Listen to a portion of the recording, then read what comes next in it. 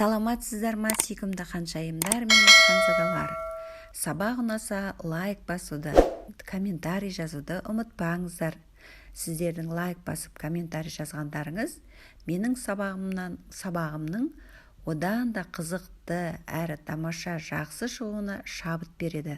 Сондықтан комментарийларыңызды аямаңыздар. Қазақ тілі 4-ші сынып 40-шы сабақ Абай шығармалары ұрпаққа мәңгі мұра сөйлемнің бірыңғай мүшелері. Бүгінгі сабақта сөйлемдегі бірыңғай мүшелерді ажыратуды үйренеміз. Бірыңғай мүшелердің тыныс белгісін қоюды үйренеміз.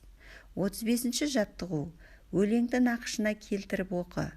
Жау-жау жаңбыр тағыда, дала тауға көрік бер. Менің еккен бағымда өссін жүзім өріктер.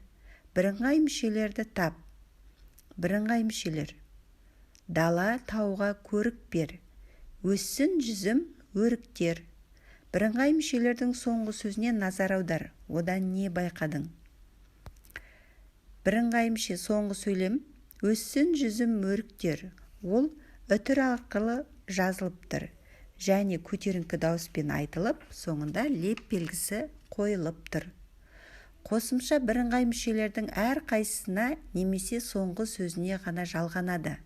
Мысалы, өзендер, көлдер, жердің берекесі. Өзен, көлдер, жердің берекесі. Бұнда өзендер, көлдер деген сөзге дер деген қосымша жалғанып тұр. 36-шы жаттығу. Мәтінге тиісті тыныс белгілерін қойып жаз. Тегінде адам баласынан ақыл, ғылым, ар, мінез деген нәрселермен озбақ. Одан басқа нәрселермен оздым ғой демектің бәрі ақмақтық. Бірыңғай мүшелердің астынсыз. Бірыңғай мүшелер: ақыл, ғылым, ар, мінез. 37-ші жаттығу. Өлеңнің мәнін түсініп оқы. Білімдіден шыққан сөз талаптыға болсын кез. Нұрын сырын білуге көкірегінде болсын көз. Бірыңғай мүшелерді тап. Олардың бірыңғай мүше екенін дәлелде. Бірыңғай мүшелер нұрын сырын білуге. Бұнда бірыңғай мүшелер үтір арқылы жазылыптыр. Несін білуге? Нұрын сырын білуге. Бір ғана сұрақпен жауап беріп тұр, екі сөз. 38-ші жаттығу. Сөйлемдерді көшіріп жаз. Серік пен Сәкен театрға бірге келді.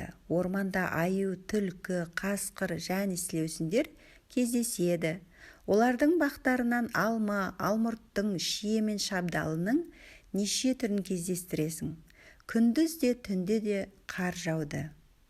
Бірыңғай мүшелерді тап. Қандай жағдайда олардың арасына үтір қойылмағанын байқа.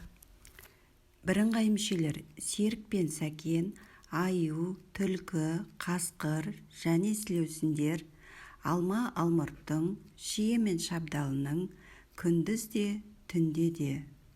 Бұнда Серік пен Сәкен деген сөзде пен шылауы жалғанып тұр. Қасқыр және сілеусіндер деген сөзде және шылауы. Шие мен шабдалының деген сөзде мен шылауы. Күндіз де түнде де деген сөзде де шылауы жалғанып тұр. Сондықтан олардың арасына үтір қойылмайды.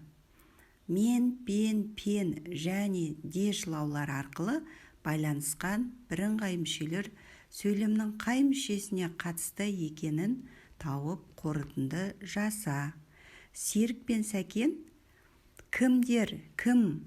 Серік пен Сәкен. Бастауыш. Қасқыр және сілеусіндер. Нелер? Қасқыр және сілеусіндер. Бастауыш. Шие мен шабдалының. Ненің? Шие мен шабдалының. Анықтауыш. Күндіз де түнде де. Қашан? Күндіз де түнде де. Пысықтауыш. 38-ші жаттығу. 39-ші жаттығу. Шығармашылық үзіліс. Суретке қара. Суреттен кейін берілген сөйлемдерді оқы. Әке мен бала келе жатып жолда жатқан ескі тағаны көреді. Баласы тағаны жерден көтеріп алуға ерінеді. Әкесі таған алып темірші ұсталарға 3 тиынға сатады. Алған ақшасына шие сатып алады. Баласына бермей өзі жеп бір-бірден жерге тастап отырады. Баласы түскен шиені 10 шақты рет иіліп жерден алып жейді. Әкесі баласына ақылын айтады. Қай сөйлемнен суреттің атауын табуға болады? Әке мен бала келе жатып жолда жатқан ескі тағаны көреді. Баласы тағаны жерден көтеріп алуға ерінеді. Әкесі таған алып темірші ұсталарға 3 тиынға сатады. Балалар, осымен сабағымыз аяқталды. Комментарий жазуды аямаңыздар.